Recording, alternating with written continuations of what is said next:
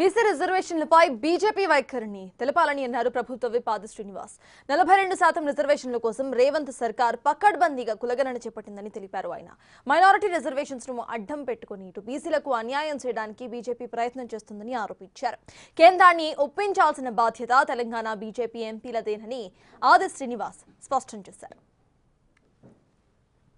BJP రాష్ట్ర అధ్యక్షులు రామచంద్రరావు గారి వైఖరి బీసీలకు వ్యతిరేకంగా కనిపిస్తున్నది.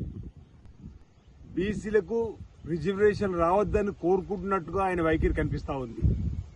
తెలంగాణ రాష్ట్రంలో మాట్లాడుతున్నప్పుడు బీసీల రిజర్వేషన్లు ఆహ్వానిస్తున్నామని చెబుతూనే ఢిల్లీకి వెళ్లగానే బీసీల వ్యతిరేకిగా మారుతూ ఈరోజు మా చిత్తశుద్ధి గురించి మాట్లాడుతున్నాడు. మా చిత్తశుద్ధిని మీరు శంకించవలసిన అవసరం లేదు.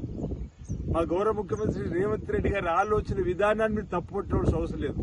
రాజకీయ కోణంలో చూస్తూ ముస్లిం రిజర్వేషన్ అడ్డు పెట్టుకుని బీసీలకు అన్యాయం చేయాలని చూస్తుంది భారతీయ జనతా పార్టీ. రామచంద్రరావు గారు కూడా బీజేపీ రాష్ట్ర అధ్యక్షుల హోదాలో ప్రధానమంత్రిగా నిలదీయాల్సినటువంటి అవసరం ఉందని మాట ఈ సందర్భంగా చెప్తా ఉన్నాం. ఈరోజు బీజేపీలో ఉన్నటువంటి బీసీ నేతలు ఈ అంశంలో మాట్లాడాల్సిన అవసరం ఉంది. ఎంపీగా ఉన్నటువంటి ఈటల రాజేందర్ గారు, ధర్మపురి అరవింద్ గారు ఏం చేస్తున్నారో చెప్పన్న మాట ఈ సందర్భంగా ఈరోజు మేము